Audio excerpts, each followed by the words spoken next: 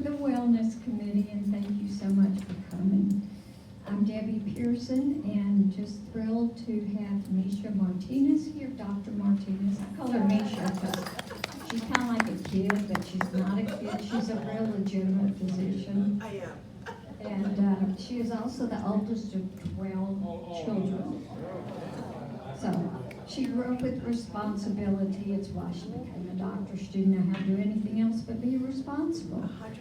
But she is here because Linda Prentice heard me whining about I need an interventional radiologist that does all the sharp neurology stuff, because we've heard some amazing stories of this making a difference. And Linda got on it, and she networked till she found Dr. Martinez. So she's going to introduce us to all the wonderful things that Mesha has done. Good evening. First, I wanted to suggest remind you of some rules. Turn off your iPhones, if you will. If you would like a large print duplicate or equivalent of the evaluation sheets, hold up your hand and someone will give you one. And thirdly, in the back by the entry there are headsets for those who are hearing impaired. So I want to introduce Mesha, but it's already been done. She is thoroughly trained to diagnose and care for adults and children with a multitude of vascular and neurologic problems, including, but not limited to, head, neck, and spine, blood vessel malformations, strokes, embolisms, tumors within blood vessels, and the list goes on. My daughter Laura is a pediatric neurologist, and she worked with Dr. Martinez on a patient who had chronic headaches, and they evaluated and cured that kid. It was due to spinal fluid leakage. After completing her residency in pediatric and adult radiology, she completed 3 fellowships: pediatric radiology, neuroradiology, and neuroendovascular intervention. She will explain, but it's in which problems are addressed with not having to perform surgery. I can't wait to learn what she has to give us. We'll have to ask her how many years she spent getting her education.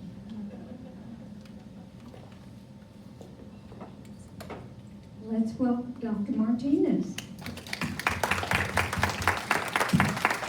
Thank you so much. That was the most wonderful introduction.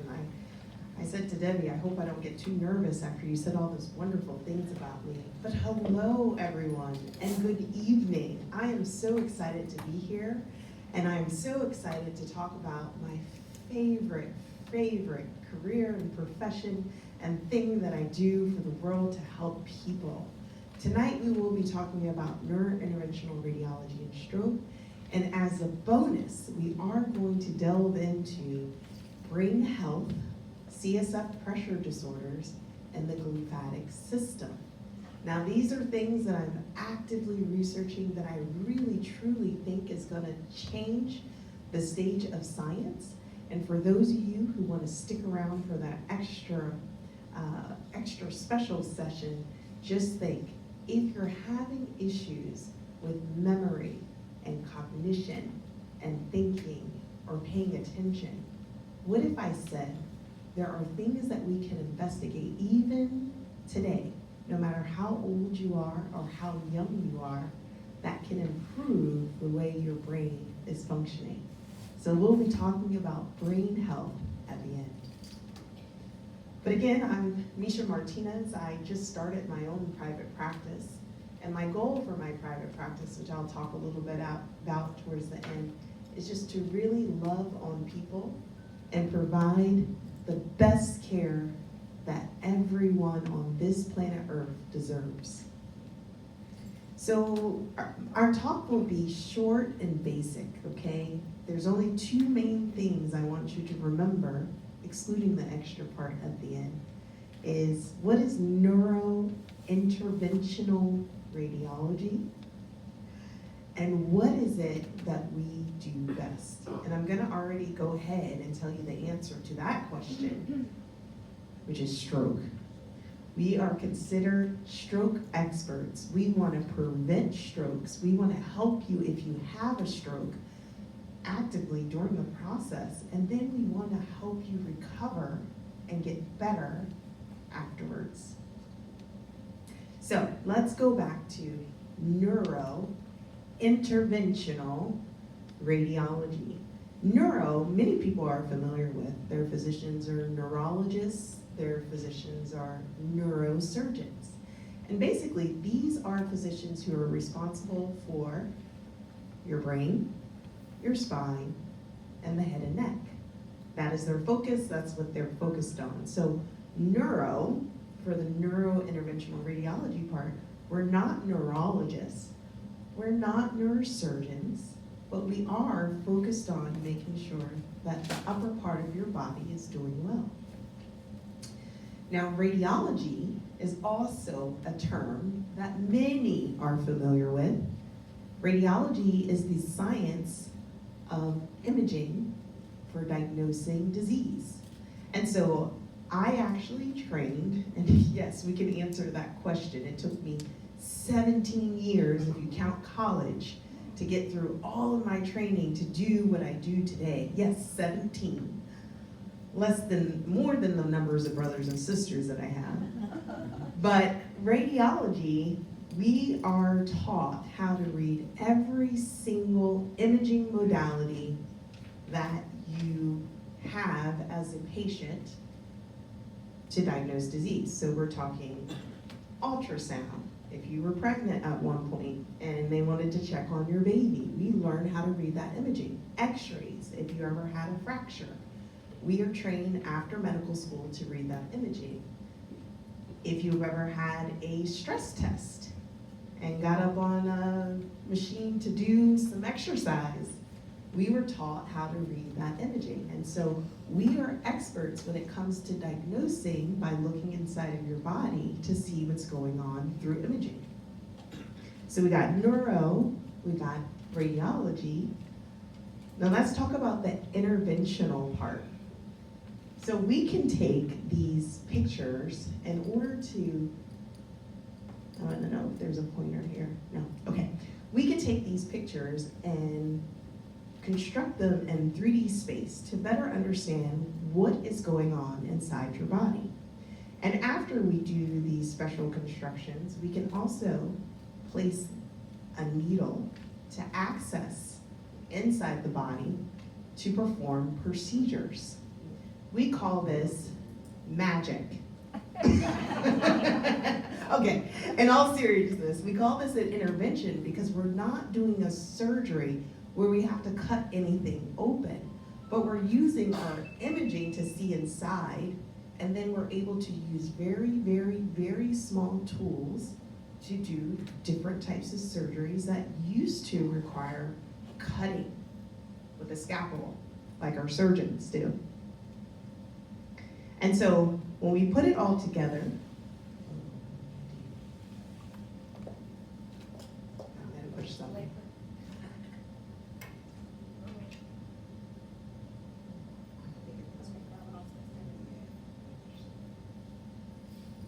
When we put it all together, neuro, head, neck, brain, spine, interventional, taking those images in order to be able to do things inside the body, radiology, understanding what imaging is and how to diagnose, and then how to use it to do minimally invasive surgery, we have neurointerventional radiology. And so this very cool image here can show you that this is a person who had problems with their bones in their back.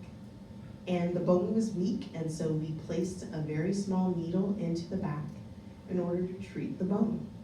The patient doesn't have to have an incision, they don't have to go through surgery. Sometimes they can actually do this procedure with a little bit of medicine in your IV, without doing general anesthesia, and patients usually go home the same day. It's pretty phenomenal. I said magic, right? So at the end, everyone's gonna say, neurointerventional radiology is magic, right? Okay. And then this puts it all together. This was me this summer in Nigeria offering care to pediatric patients because they don't have neurointerventional radiology in Nigeria. And we were able to treat 5 children, diagnose them, and help them with the different brain conditions that they had during the summer. So then let's talk about stroke. That is the disease process. And honestly, there are 2 types of strokes. One is when blood stops flowing to the brain, and that's what we're gonna focus on tonight. The other type of stroke is when you have bleeding on the brain, which is also my specialty. A lot of people don't think of this often when we use the word stroke, but if you have bleeding on your brain from high blood pressure or being on medications that thin your blood, and then you fall and hit your head, and there's bleeding on the brain, that is considered a hemorrhagic stroke as well. But again, we're gonna focus on when blood stops flowing to the brain. And we all are gonna be physicians tonight. Who's with me? Who's ready to step into my shoes and help me do some diagnosing to help these patients in need? Excellent, thank you. So we're gonna start off with our first case. This is Tyrone. Tyrone doesn't live in Texas, as you probably can see. There's a lot of snow out in the field outside his window. But he got up early at 6 o'clock in the morning, saw there was snow outside, and thought to himself, oh boy, I'm going to have to go out and do some shoveling because I need to get to work. And as he began walking back to the table with his cup of coffee in his hand, he suddenly experienced a very strange sensation. His face began to droop, and it kind of felt like it wasn't there, and he probably would have been smacking his face, kind of trying to say, oh, that feels weird. He also felt like his coffee cup, it did fall out of his hand, because all of a sudden he felt weak on that side of his body, and as he continued to try to walk, he also noticed that his right leg was dragging on the floor. And so Tyrone also, when he went to call his wife to tell her, something's going on with me, he couldn't quite get the words out. And he knew he was trying to call his wife, but he wasn't quite making sense. So his wife runs into the kitchen when she hears the coffee cup drop on the floor, and she sees all that's going on. And so my question for you, as my physician friends and colleagues tonight, what is the first thing his wife should do? Now, because we're just getting started, I'm going to give multiple choice, okay? Choice A, she should tell Tyrone to go lay down, and hopefully things will improve because, you know, he's still breathing, he's trying to communicate with her, and maybe, just maybe, with a little bit of rest, he'll get better on his own. Okay? I see some people in the audience saying no. They're shaking their head. Okay. B, she should put him in the car, drive to her local physician, and help him or her make the doctor try to figure out what's going on with her husband and tell them what to do. Okay? C, she should call her daughter-in-law to see what they think is going on and whether she should do A or B. D, she should call 911, not waste any time, and get her husband the help he needs. Now raise your hand if A is your first choice. Raise your hand if B is your first choice. We got any C's in the room? Daughter-in-law, she's actually a doctor. I didn't tell you that one. No takers? Even with that extra piece of data? Oh, you guys are good colleagues. Okay, D, call 911. Excellent, excellent, excellent. That is the answer. And so let's go over what exactly is going on when a person is having a stroke.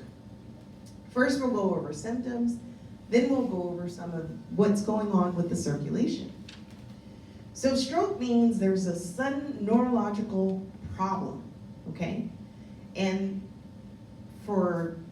to make it in layman's term, you can't move your face, your arm, and or your leg. Now I'm gonna stress and or because sometimes it might just be your arm not functioning. Sometimes it might just be your leg. It all depends on where the blood flow is stopping to and which part of the brain is impacted. The issue with understanding, meaning someone's talking to you and you just cannot make out what they're trying to tell you, or you're trying to communicate with them and the wrong words come out, no words come out, or you're just making sounds, but you're telling yourself, I'm trying to speak here. These are all indications of having a stroke. Sudden inability to see. Some patients will not experience the arm, the leg weakness, but they'll get a warning sign that they're having a stroke because their vision will suddenly go out in their eye. One side or both? One side usually. Good question, audience. And so, do not ignore that. Even if it happens, your vision comes back. Because this could be your body telling you something's brewing, something's happening. And to explain what happens is basically you have a clot that can break off, lodge in a vessel, and then break apart, and then your vision comes back.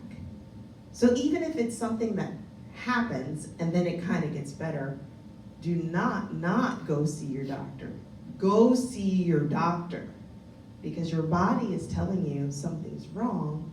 And even if symptoms go away, we call this a transient ischemic accident, TIA. It's usually your body giving you a warning that the stroke is coming, the big one. Sudden inability to hear. So it impacts our senses, it impacts our ability to move, motor function, it impacts our speech and understanding, it impacts us significantly. So here is a schematic basically showing you have 4 vessels that are responsible for bringing blood to your brain. And as we age, we can develop plaque within our vessels. A lot of times people are familiar with the plaque that they can develop in their neck vessels, or plaque they can develop in their belly vessel called the aorta. But that same process of plaque formation can occur inside the vessels that are bringing blood to the brain, even inside the brain. And so what happens is plaque is unstable sometimes, and it can cause a rupture and bleeding and lodge into the vessel. Now you're not getting flow to the brain. Embolus is another word that was mentioned earlier tonight. So, what are the ways that we can quickly recognize if our loved one, our friend, our daughter, our grandchildren? Now, some of you may say, wait a minute, my grandchildren, my great-grandchildren. Yes, as a pediatric expert, that's actually what I research a lot. Children do have strokes. Different reasons, but they do. So how can we help any human being on earth recognize if they're having a stroke? Who would like to volunteer and read the B? I've been talking for a long time now. I think it's someone else's turn. Yes.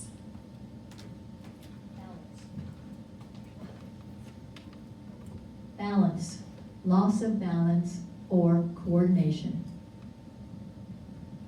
Amazing. That was perfection. E. Thank you so much. Smart. Eyes, changes in vision. Face. F. I'm cheating. Face, drooping features on one side of the face. Excellent. A. Arms and legs, weakness in a limb. Amazing. S.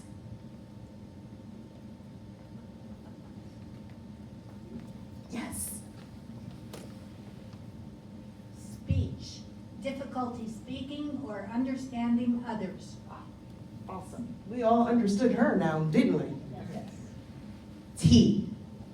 And this is the last and final point that I want everyone to walk out. If you don't remember anything I said tonight, remember this part. T. Time, call 911 or emergency services right away. She nailed it. And not only that, she said it with authority. Would you like to continue this talk? All right, that was awesome. So be fast. Some people don't really like acronyms because you remember the acronym but don't remember the parts. But this is something that we recommend and is hanging in a place where it helps you realize and remember. We'd even hang them in our hospital to remind everyone, especially in our pediatric hospital, which it happens rarely, of what to look for. And time is important.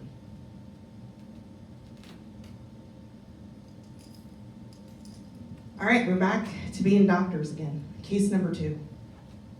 This is Rupa. Rupa is a 76-year-old woman who was at home and suddenly realized that her arm just wasn't moving the way she needed it to. She was trying to button up her shirt when she was getting dressed, and she couldn't quite fill the buttons. She didn't pay it any mind because she just thought to herself, man, I must be tired. I must have not got a good night's sleep last night, or maybe I slept on my hand wrong, because it just feels a little weird. So she kind of just kept on getting ready. She goes down to the kitchen and starts making her breakfast. And then she realizes that her foot feels really heavy too on that same side. So she starts thinking to herself, now that's weird because that wasn't happening before, but now I don't know, my right foot feels weird and my right hand. Audience, what should Rupa do? Call 911. Awesome. You guys are just the best audience ever. Call 911. So we actually had a incident where a helicopter 2 weeks ago, no joke, real story, landed in our street to evacuate one of our neighbors to go to the hospital. Now, we talked about what do you do when you're having any of those symptoms, and we talked about how time and the T and be fast is very, very important. You have to act fast because we have a saying, time is brain. The more time goes by where there's not blood flow going to the brain, the more neurons that are lost irreversibly.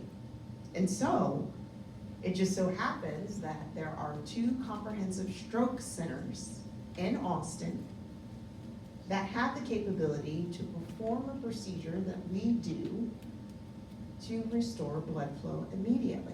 And because time is so important for the brain, when the ambulance first arrived and evaluated our neighbor, they realized she was having a stroke. They immediately called the chopper who landed in the neighborhood and took the patient to Del Seaton. So St. David's and Delcine are our comprehensive stroke centers in Austin, meaning they have the capability to remove clot from the brain causing a stroke and give you the most advanced care out of all the other hospitals in the state of, the city of Austin.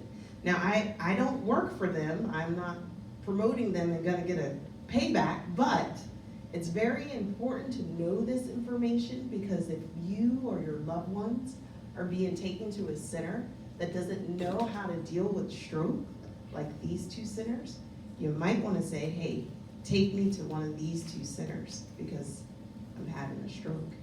Yes, question. Which St. David's is it? That's a good question. I have to look that up. It's the main St. David's. The main St. David's. See, I don't work for them, but I know they have a comprehensive stroke center. All right. So what happens?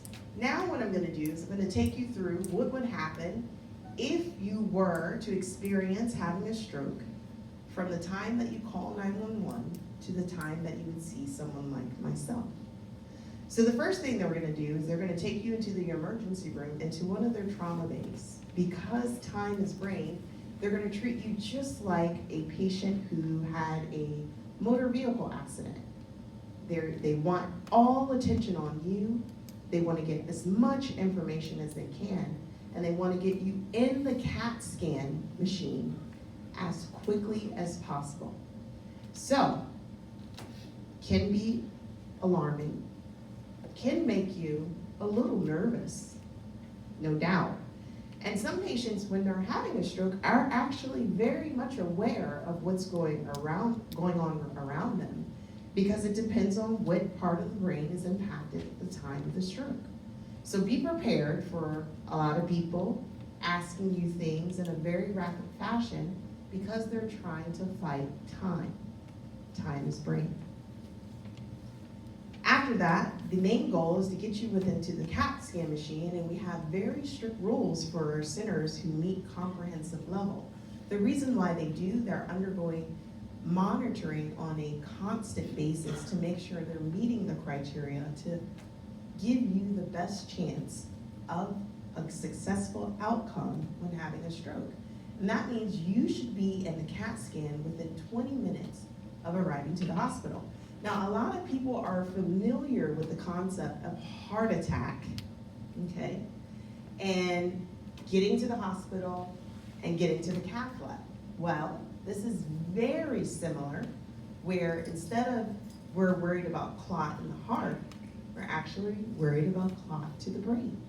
So we have these same criteria and time measures that we have to meet to get you in there quickly.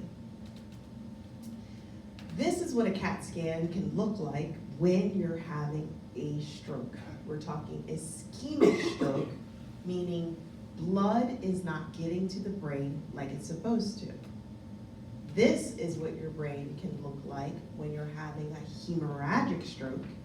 It can give you similar symptoms, but can anyone see the difference between the two? One of these things is not like the other, in the sense that we see a huge amount of white, which represents blood in this picture, that's bleeding on the brain. So if you're having this type of stroke, there's a different treatment management plan. But if your brain looks like this, then we talk about options of treatment. There are two things we can do when you're having a stroke. If you present within 4.5 hours of your symptoms, we can give you an IV medication called TPA. That is a clot buster and will actually break down clot. Okay? Quiz. There is a medication that we give that can actually go into your body that can bust clot. How is that medication administered? IV, intravenously, meaning they're placed an IV at that time you're in the trauma center, And if it's been 4.5 hours where you last had the symptoms, or 0 hours, or you only been symptomatic for 1 hour or 3 hours, we will give you this medication that will start working on the clot to break it down. But if you reach the hospital after 4.5 hours, that medication is no longer an option for you. And so that's why I have to drill it in. If someone is having a stroke, what must we do? Call 911. But after 4 hours, this is my alter ego, Dr. Mesha Martinez. You might end up seeing me. Because if there's a clot inside your blood vessel, and it's making you have all the symptoms we talk about, I want to take that clot out and restore blood flow. And so you'll come back from the CAT scan machine, they'll do an examination of you, a neurological exam, and then they will get on the phone, and if I'm in the hospital, I'll be right around the corner. If I'm at home, maybe giving my kids a bath, I have 2 kids, 10 and 5 years old. They'll call me and they say, Dr. Martinez, you need to come to the hospital right away. Part of being a neurointerventionalist means I cannot live more than 30 minutes from the hospital so I can get there fast enough to help you. And so I immediately drop what I'm doing, I jump in my car, I speed, don't tell anyone, and I get to the hospital as fast as I can. And I show up like Dr. Mesha Martinez, Superwoman. And it makes you feel like Superwoman because you got to rush, if it's an emergency, and, okay.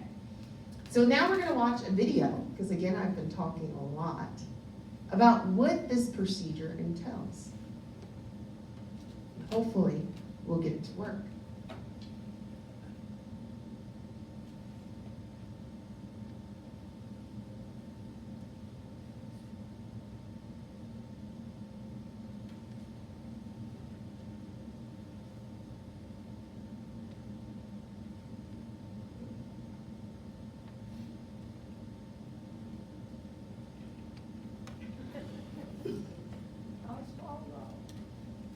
Yeah. Let's see. Our superhero is fine. Do-do-do-do. I give you your music.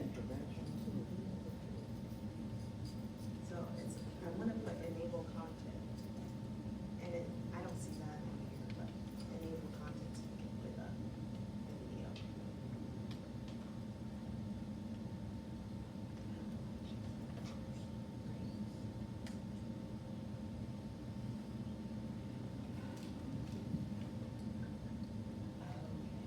This is projecting this.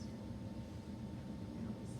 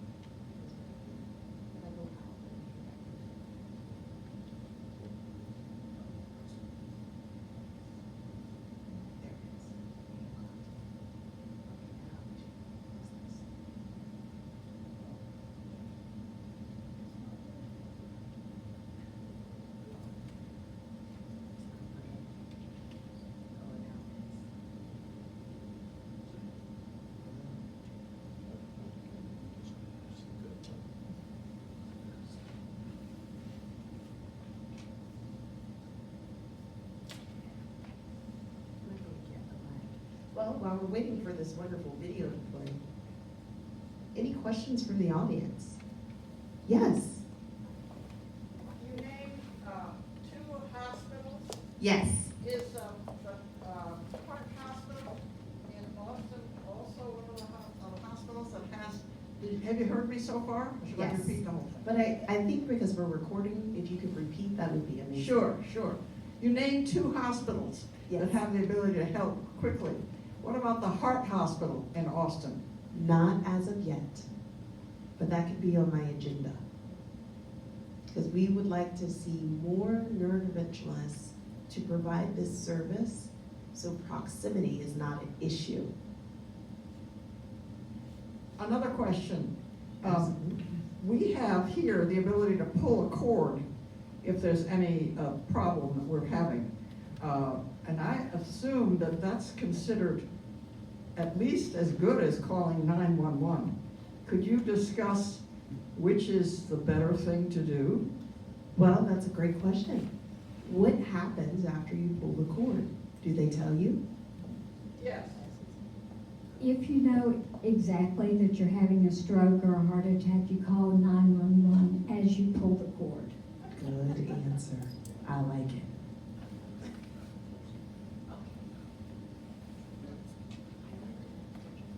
Any other questions? What about you talked about the medications that you can use. What impact, if any, does blood thinners have on if you're already on blood thinners? That's a good question. Unfortunately, that is a no-no to combine TPA with blood thinners if you're already on them, because it increases your risk of bleeding.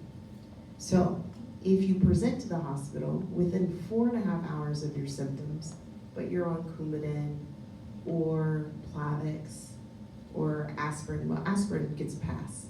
But if you're on any other blood thinner, Lovenox, then you would not be a candidate for TPA. But don't worry, you still have me in the background, still there to help that patient in particular. Good question. Is there a difference between TPA and T in case? Yes, Tenecteplase, T and K, is the new drug on the block. And it has been shown to be more beneficial and effective than TPA. Interestingly, your comprehensive stroke centers will likely be using Tenecteplase or T and K. But your centers who may give the medication and then ship you to the comprehensive stroke center, we call this drip and ship. Yeah, it's a real thing. And so they start that medication, they may not have T and K, they may have TPA, but we've been using TPA for years and years and years, and it's still a good drug, but T and K seems to be a little bit more bang for your buck. And it sounds like the T and K can be also, if you're probably gonna get to it, but interventionally can actually be not just IV, but done closer to the closet, right? That's a good question. Oh my goodness. Is that coming later? Well, talk about it now. He's up in the ante, y'all. He's telling you all my secrets. I was trying to keep a little bit to myself. No, I'm kidding. But no, so let's talk about it since we're having Can issues. TPA be done that too or not? So there is something called intra-arterial thrombolysis. That means, which I would love to show you on my video, but I'm not sure we'll be able to. It's not gonna play it. Yeah, you can skip to the next one. I'm gonna walk you through what my video would have showed you. But that's not the video, unfortunately. But it's a good example of what I want to talk about. So basically, this would be my catheter inside the vessel in the brain. Here we have a little balloon that keeps flow from going through the vessel and sending little clots to other parts of the vessels, okay? Here, what we see here is called a stent triever. A stent triever kind of looks like a necklace. They're beautiful. But it's a stent that expands, and what you do is you place it into where the clot is. It expands and causes the clot to intertwine within it, grapples the clot, and then I actually manually pull the stent out with the clot at the same time. Now there has been new data, and I mean breaking data, that is suggesting that after we remove the big chunks of clot, that we put a little bit of that medicine that you give IV directly out of this catheter, because it has a little hole in it, and you just infuse a little bit of that medication in. Now, if we went back to how stroke was treated by my mentors back in the 90s and early 2000s, that was their main approach to begin with. But data never supported that it gave great outcomes, and there were a lot of limitations to that research, which it didn't show that direct infusion of this medication into the artery itself didn't really result in good outcomes. What did result in great outcomes was pulling the clot out with a stent retriever or hooking this catheter up to a vacuum and aspirating the clot out. In 2015, there were 6 big trials, and we're getting real scientific here, that talked about those ways of removing the clot, and it was proven that you needed 6 or 7 patients to get a great outcome, which is pretty phenomenal because you need way more patients who are getting insulin to have a good outcome if they have diabetes. That's how good this procedure is. But now, we're going back to reinvestigating how beneficial is direct infusion of that clot buster into the artery, and the research is still out, but pending. So excellent question. Any other questions about that? Because that was a mouthful. I saw your hand first and then you. Let's talk about it. So the question was, how do you get the catheter all the way up into the brain without making any cuts or incisions? That's what our video is going to show us. So let's talk about it. So after Superwoman, me, comes to tell you, hey, we're going to take you to the lab, catheter lab, and we're going to do an emergency procedure and get the clot out. We rush you into our catheter suite.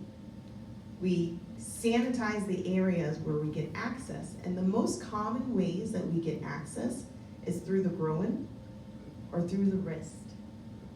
We're actually able to use our ultrasound machine to place a catheter into the radial artery in your wrist or into the femoral artery in your groin region. After that, these very tiny catheters with an x-ray machine are snaked up from the common femoral artery through the aorta or from the radial artery through the arm to the vessels that are giving rise to blood flow to the brain. We continue snaking that catheter over a wire up with our x-ray machine until we get to the location where we know the clot is. Then we're able to take the wire out, put the device in, or hook our catheter up to a vacuum and suck the clot out or pull the clot out. I hope that answers your question. I wish I could have showed the video, but hopefully we can email it to you. So that is considered a intra-arterial, inside the artery, thrombectomy, meaning taking thrombus out of the vessel, taking clot out of the vessel. Magic. I told you. I told you. All right, last case, okay? Last case, and then we'll get to the extra credit part. I'm not even sure how much more time we have, but this is just a reminder about stroke can happen to anyone of any age. So this is your daughter. She's decided to take her granddaughters to go see Taylor Swift. They're at the concert, they're having a great time. Everyone's like, we love Taylor. How many people love Taylor Swift?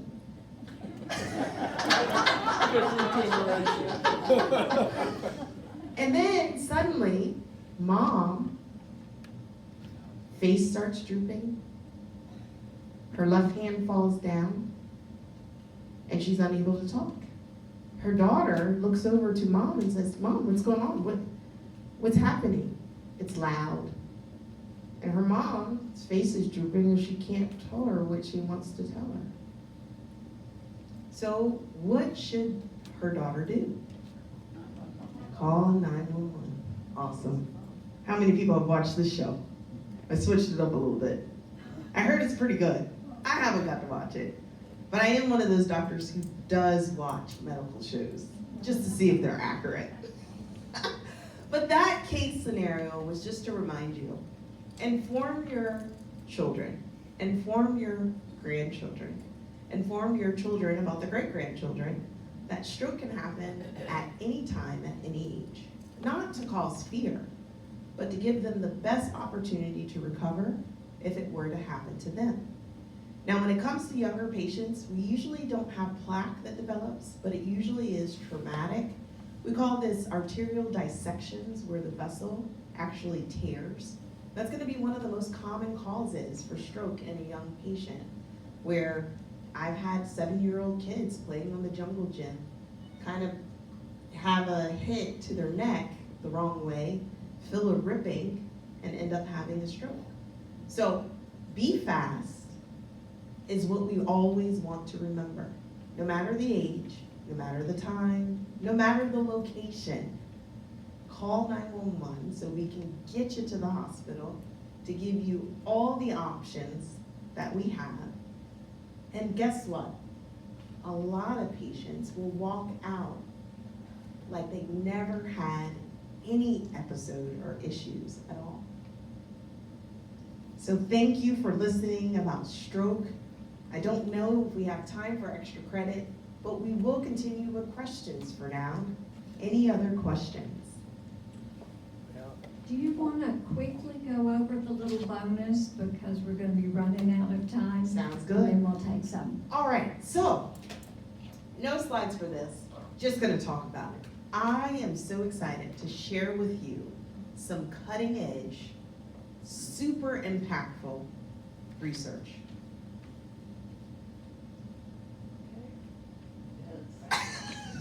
I had to get the dramatic pause. Okay, so for many, many years, we have known that CSF is like the blood of the brain.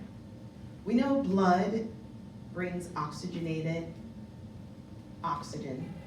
brings oxygen to all your organs and helps them function. And CSF, Define CS. I was just about to, thank you. CSF, which is called cerebral spinal fluid, is just as important, like blood is, to our organs, including our brain, but to the brain and nerve tissue throughout your body. What we are discovering is that many of the diagnoses that are neurological are secondary to an abnormal amount, either too much or too little, of CSF.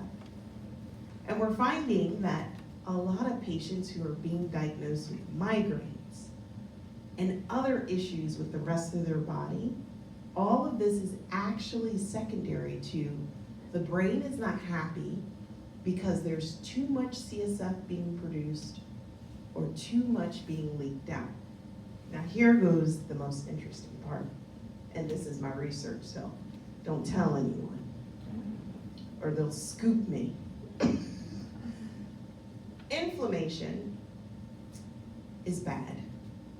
And the more we have created cars and things that our bodies are being exposed to, the more our bodies are now fighting foreign objects and things in the air that cause inflammation. With the discovery of the lymphatic system, which is the brain's ability to clean itself and combat inflammation and infection, we now know that CSF is equal to lymph, which lymph is equal to our body's response to infection and inflammation.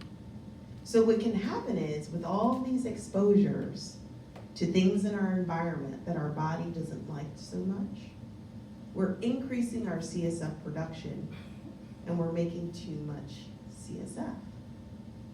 And then what can happen, because we have too much of something that's so important for regulating our nerves, our brain, and our spinal cord, sometimes patients can start leaking this fluid that gives them other symptoms that are neurologically strange or impacts their urinary bladder, their heart, their GI system. And what you'll have is these patients who are having headaches and other symptoms because the CSF, cerebral spinal fluid, the fluid dynamics are disrupted. And so we are finding ways to decrease inflammation, decrease CSF production, and stop the overproduction of this fluid that causes the body to go wacky, for the lack of a better word. Part of this, though, is that the brain, because it depends on CSF so much, it makes you not think as fast as you should, talk as fast as you should, be able to multitask like you used to, forget people's names more often. Something that we commonly have been saying is an aging issue, but we notice that some people suffer from aging more than others. But what if it's because we're not optimizing our brain health and making sure that our CSF production is not too much and not too little? This is the future. Because there are things that we can do to optimize that CSF fluid to improve brain function and brain health. Thank you so much You're for welcome. mentioning that. It's really interesting. We're going to take just a few really targeted questions, as quick and fast as you can, because we all want Osvaldo out of here by 8:15, something like that. So if there's some quick questions, get them quick. If you have a heart scan that shows very low calcium plaque, is that indicative of your entire system, including your brain? It usually is, yes. Great question. You have a question here. On the interventional procedure that you do, A, how long does it take, and B, is it done under general anesthetic? Wonderful questions. Most of the time, it is done under general anesthesia now. We have found that that doesn't cause more issues when you're having a stroke. And so data has shown it's better to put you to sleep to keep you safe, because when we have catheters and wires inside the brain, we don't want to cause a rupture of the vessel. And then how long does it take? Well, whenever I'm talking to families about doing the procedure, I say it will take as long as we need in order to get the clot out. But normally it only takes, at a maximum, an hour and a half, and at a minimum 10 to 15 minutes. Is neuropathy related at all to CSF?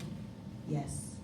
Sometimes it's going to be misdiagnosed as neuropathy, but it's really my nerves, my spinal cord, are impacted by my CSF levels. This gentleman had a question for a while. I'm going to give him the mic. Well, what happened with me, but I saw an example of this at used, because what I got was a TIA up on this side that went right here, and right there I got a little bit of double vision because it can't sit still. And so what we did is do an MRI, and then got back here, and Kathy Cody was able to look to see, is this single another stroke coming somewhere? but no sign of it. It was just that TIA that came and went. So, but it could have been worse if she'd seen something else, but that showed me the example. And now I'm thinking, oh, having a baby aspirin to minimize it. I've had diabetes for a long time, and that may have played a partial role in making it a little more vulnerable if it weakened it just to where, boom, the TIA would hit it.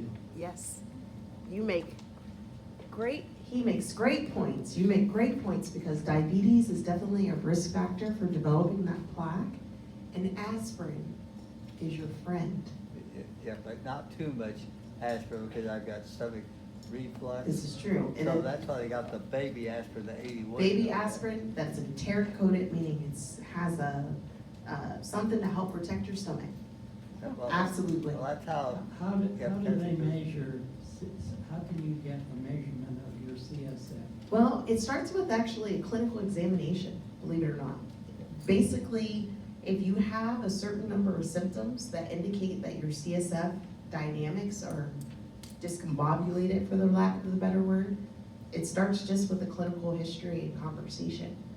Then you can go have a lumbar puncture, or what I'm finding the best thing to do is just get a brain MRI and look for these findings that my colleagues and I are publishing. How about these over-the-counter brain medicines that, you know, you see on television, got so much clearer nowadays? Do they work? That's a good question. There's no data to support that they do. But however, there's also nobody who really wants to investigate if they do. Because they don't want you to buy the over-the-counter ones, they want you to buy the ones that are prescribed because there's a lot more money in that. So the data is out. One of the things I would like to do with my practice is actually look at more holistic, natural ways to improve brain health.